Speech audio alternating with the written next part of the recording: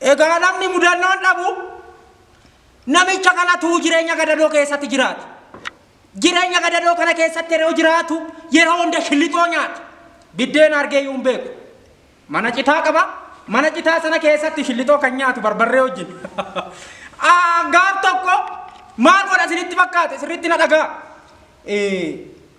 Jiruun itti mi'oofnaan gara waaqatti shillixoo asiin qabateet asitti immoo asiin immoo barbarree qabateet waaqa kadhachuudha jalqaba. Maal jedheet?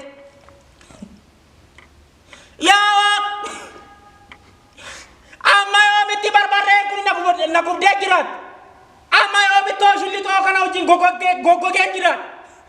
Yaa Waaqatti mil'adhu jedhee waaqa kadhate. Booddee mudhii isaa hidhatee gara magaalaatti ba'a. Magaalatti hoggaa ba'u injoora magaala keessatti waan ta'ee barbaada. Booda irratti waan ta'e san argate. Maalinni lootarii. Namni mudhii isaa hidhateetti hojii barbaada hoggaan jedhu inni maal barbaada? Lootarii. Emuran ba'uuf yeroo hunda.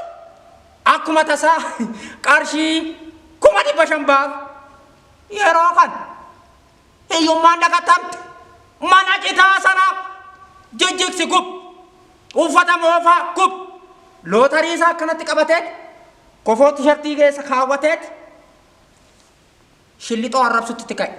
Maal jedheet? Maal fakkaatti jaalattiin kun kanaan booddee si wajjin goggoguun hin jiru jedhee sirba baasaaf. Maal jedheet? Roopilaa waaqa rakaata shillixoo kanaan booddee maaltu si nyaata jedhee yeroo buburraaqu akka tasa lootariin surii biddatti buute. Dhugaan hin sobu. Achumaalee eega. Yarraaqoo jedhati. Booddee irratti gamnaaniif suuteedheet shillixoo baasee kadhachuu jalqabe. Maal jedheet? Anaa nyaatu. Sin arrabse dhugaasii miti. Roopilaa immoo waaqarran kaatu. Roopilaa waaqarran kaatu.